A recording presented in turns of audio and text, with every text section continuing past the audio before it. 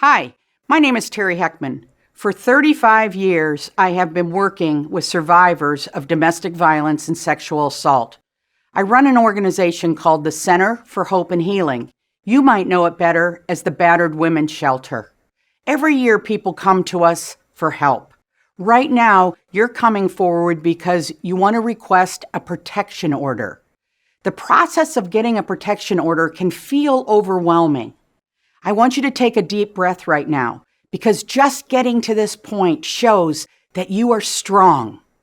We want you to watch this video where Judge Cook will talk to you about the paperwork that is involved in the first step of asking for a protection order.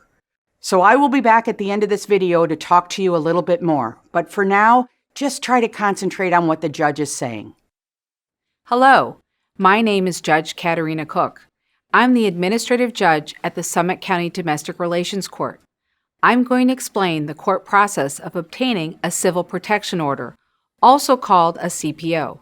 You are required to watch this video unless an attorney files a CPO on your behalf. You will need to provide the clerk of courts with a code word before they will give you the forms to fill out and accept your filing. That code word will be provided at the end of part 1 of this video. Since you are asking the court to take action, you are petitioning the court, and you are therefore called the petitioner. The person you are seeking protection from has to respond to your petition for protection order and is therefore called the respondent. There are 2 types of protection orders that the Summit County Domestic Relations Court handles. First, there is a dating violence civil protection order. You can file this if you are the victim of a physical and/or sexual assault and/or stalking by a person with whom you have been in a dating relationship or have been in the dating relationship within 1 year before the violence took place and have never lived together. Second, there is a domestic violence order of protection where you have been physically and/or sexually assaulted and/or stalked by a family or household member and are in fear of serious, imminent harm.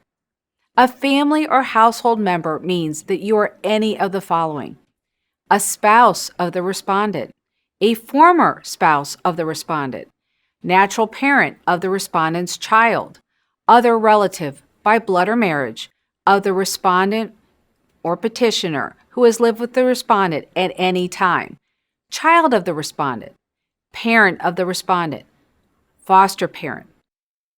A person living as a spouse of the respondent is defined as now cohabitating or cohabitated within 5 years before the alleged act of domestic violence. If your association with the respondent doesn't fall within at least one of these relationships, then you are not filing the correct petition. If you have been stalked by a person who has no relation to you, such as a neighbor or an acquaintance, you may be eligible for an anti-stalking order through Summit County Common Pleas Court General Division. You can obtain that paperwork at the Summit County Clerk of Courts. If you have a child under 18 and your child is being physically and/or sexually abused by a family or household member, you can file on behalf of that minor child. If you are requesting protection for your minor child, you must also complete a parenting affidavit. It is important that when you fill out your petition, you provide the facts and include all of the information that you know. For example, information such as names, birth dates, addresses, dates that violence occurred, and details of what happened. You can be brief in your description, but the court needs to know more than, "I was harmed," "I'm scared," "he or she is mentally ill and violent." You can obtain the paperwork for a domestic or dating order of protection by going to the Summit County Domestic Relations Court website, which is drcourt.org, or by asking for it at the domestic window at the Clerk of Courts located at 205 South High Street in Akron. An advocate's help is also available through our local Hope and Healing organization. The same day you file your CPO, you will be required to come before a magistrate for an ex parte hearing. Ex parte means that only one side or one party is present, so you, as the petitioner, are the only party at the hearing. At the hearing, you will be sworn in and then ask questions. It is important to explain to the magistrate why you believe you and any family or household members you are requesting protection for are in serious risk of immediate and present danger or have been physically harmed by the respondent. It is important to be as accurate and as concise with your information as you can so that the magistrate understands why you need the protection order. They need to know if you have children who are in danger or if someone is stalking you. They need to know specifically what physical acts of violence or threats occurred. Remember, the only information the magistrates have to base their decision is what they read on the petition and what your sworn testimony is at the hearing. If, after your ex parte hearing, you are granted a protection order, the magistrate will schedule your next hearing date within 7 to 10 business days. That hearing is called an evidentiary or full hearing. The hearing date is provided on the last page of the ex parte order.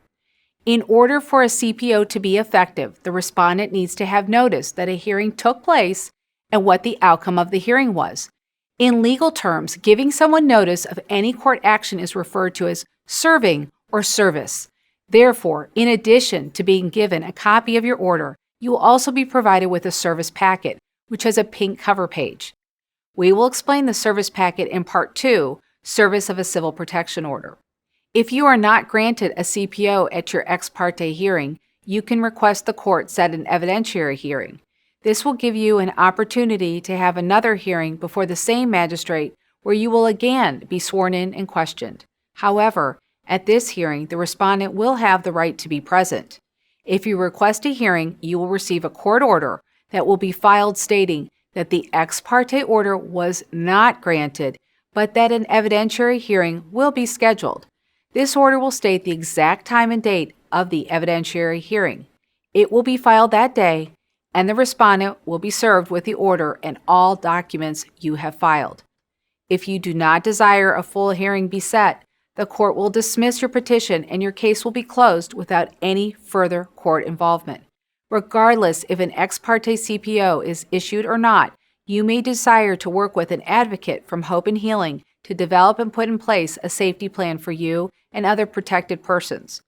There is a lot more information that could be provided to you, but this information, though it may overwhelm you now, is meant to help you understand your rights, the legal process, and legal relief available to you. Part 2 of this informative video will explain service of papers to the respondent, and Part 3 will explain the evidentiary hearing and should answer most of your questions. If you are filing without an attorney, watching this video is required in order for you to file a CPO at the Clerk of Court's office. You will need to provide them with the code words Home Safe before they will provide you with the forms and before they accept your completed paperwork. We suggest that when you prepare for the hearings, reach out to advocates when needed. They can help with safety concerns and for guidance. Advocates are not attorneys, and therefore, while they can't legally represent you at the hearings, they can serve as a good resource on how to maintain your safety, assist with preparing for the hearing, and provide you with support during the pendency of the case and thereafter. Dating and domestic violence protection orders do work. They are an important tool that can help protect you and your family. Court personnel and law enforcement take these protection orders very seriously. These people will do their best to protect you. But remember, the protection orders they issue and/or enforce are only a piece of paper. So it is important that you use your best effort to keep you and your household members safe. So you just watched a pretty complex video about how to fill out protection forms. Don't feel overwhelmed. Again, you can go back and rewatch this video again if you want, or you can contact the court advocates by dialing the number that's on the screen. Remember, a court advocate is not a lawyer. It's someone that can just help you fill out this paperwork and understand the system more. If you are in danger of someone hurting you today or in the near future, I want you to call the Battered Women's Shelter. Doesn't matter if you're a man or a woman, we will serve you. You need to stay safe to be protected. If you need to come into shelter, it's a very nice place. You would have your own room. We have food. We have clothing. Please get the help that you need so that you can stay safe. This can be a very frightening time in your life. The important thing is that you get the help you need. We want you to just take it one step at a time. So there is a second video that you can watch when you're ready.